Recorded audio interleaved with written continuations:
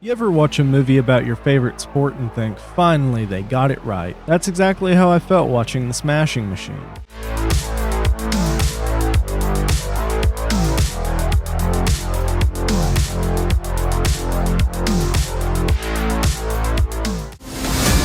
He has come back from the brink. Let's see if he can pull out a victory over Mark Coleman. Have you spoken to either about fighting such a good friend for a life-changing amount of money? I just need you to let me in. Always about you. Only about fighting you.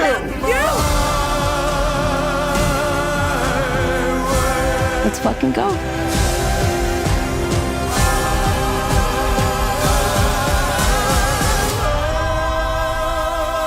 My big strong man, I love you.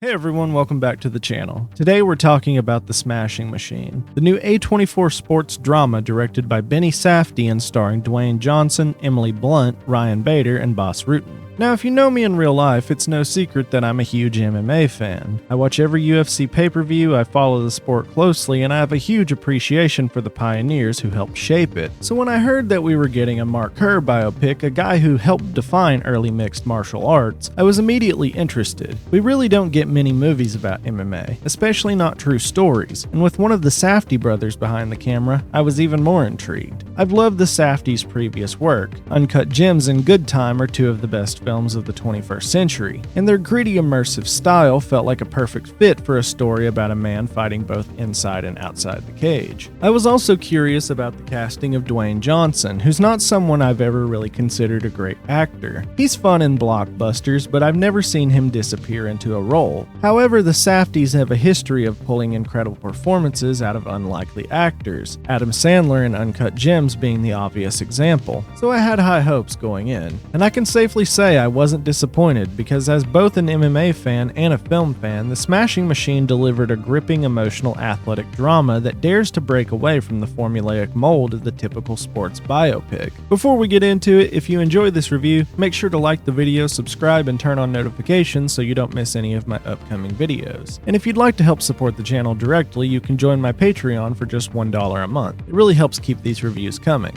The film follows Mark Kerr, one of the early icons of mixed martial arts, during his rise through the brutal, unregulated days of the sport. As his fame grows, so do his struggles, from a turbulent relationship with his girlfriend Dawn to an increasing dependence on painkillers to stay in the game. Through it all, we see a man torn between the love of competition and the self-destruction that comes with it, as Kerr's life becomes a fight in and out of the cage. Let's start with the biggest surprise here, Dwayne Johnson. This is without a doubt the best performance of his career. Johnson completely transforms into Mark Kerr, both physically and emotionally. He strips away everything we normally associate with him, the swagger, the charisma, the larger-than-life personality, and replaces it with vulnerability and pain. He plays Kerr as a soft-spoken, humble guy who's constantly battling his own demons. Whether it's the physical toll of the sport, the emotional exhaustion from his relationship with Dawn, or his dependence on painkillers, Johnson portrays all of it with such honesty and subtlety. It's a powerhouse performance, and it's the first time I've ever seen him disappear into a role. The physicality of his performance is also incredible. The fight scenes are heavy, brutal, and messy, just like the early days of MMA. You feel every slam, every punch, every submission attempt. There's a real weight to the violence that conveys how raw the sport was back then. There's already been Oscar buzz around Johnson for this, and honestly, I get it. If he got nominated, I wouldn't be mad. I hope this pushes him towards more serious roles like this, because clearly he has the talent, he just needed the right material. Emily Blunt is also fantastic as Dawn. She's such an important part of Kerr's story, and the dynamic between them feels real and raw. Their relationship is loving but toxic, filled with jealousy, insecurity, and emotional chaos. You can tell they care for each other deeply, but the stress of Kerr's career and his personal issues push them to the edge. There's one climactic argument scene that genuinely had me anxious. It's so well acted and intense that it feels like you're watching a real couple fall apart. It adds a ton of emotional depth to Kerr's art. Ryan Bader also surprised me with his performance as Mark Coleman. Their friendship is one of the film's emotional anchors. Coleman's loyalty and concern for Kerr during his darker moments make him one of the most heartfelt parts of the story. story. Bader's not an actor by trade, but he does a great job here, and his chemistry with Johnson feels authentic. And I have to give a shout out to Bas Rutten, who plays himself in the film. As a real figure from that era, his presence gives the movie an extra layer of authenticity. The camera work is everything you'd expect from a Safdie brother film, constantly moving, intimate, and tense. There's this feeling that the camera never stops chasing the characters, like it's trying to keep up with their chaos. There are a few long tracking shots that are just stunning, moving through locker rooms, arenas, and hotel hallways while capturing characters trying to hold themselves together in public only to fall apart in private. The score, composed by Nala Sinefro, is also fantastic. It's weird and offbeat, lots of synths and ambient textures, but it perfectly fits the Safdie tone. It adds emotion and anxiety to every scene, especially during Kerr's highs and lows. And finally, I have to appreciate how the film breaks away from the traditional sports biopic structure. It's not about the big win or the comeback, it's about what happens in between. The exhaustion, the doubt, the small victories that only the person living it can understand. It reminded me a lot of The Wrestler by Darren Aronofsky and how it explores the pain behind performance and the cost of passion. If I had one complaint, it's that the film doesn't really dive deep enough into Kerr's impact on the sport itself. We get glimpses of it, mentions of how he changed MMA and brought a new level of legitimacy to it, but the movie never fully explores how he did that. It's not a deal breaker by any means, but for a story about one of the sport's true pioneers, I wish it spent a little more time on the lasting legacy he left behind. So The Smashing Machine is a powerful and unconventional sports drama that goes far beyond the cage. It's emotional, grounded, and beautifully directed. A film that captures the chaos, pain, and fleeting triumphs of a man who lived and bled for his passion. Dwayne Johnson delivers a career-best performance, Emily Blunt and Ryan Bader bring real emotional weight, and Benny Safdie's direction once again proves why the Safdies are some of the most exciting filmmakers working today. I'm giving The Smashing Machine a 4 out of 5. It's gripping, emotional, and unflinchingly honest, and as both an MMA fan and a film fan, I couldn't have asked for much more. So that's it for this review of The Smashing Machine. If you enjoyed it, don't forget to like the video, subscribe, and turn on notifications so you don't miss my next one. And if you want to help support the channel and keep these reviews coming, you can join my Patreon for just $1 a month. Thanks so much for watching. Let me know your thoughts on The Smashing Machine in the comments, and if you're an MMA fan like me, I'd love to know your favorite fighter of all time. Thanks for watching. I'll see you guys in the next one.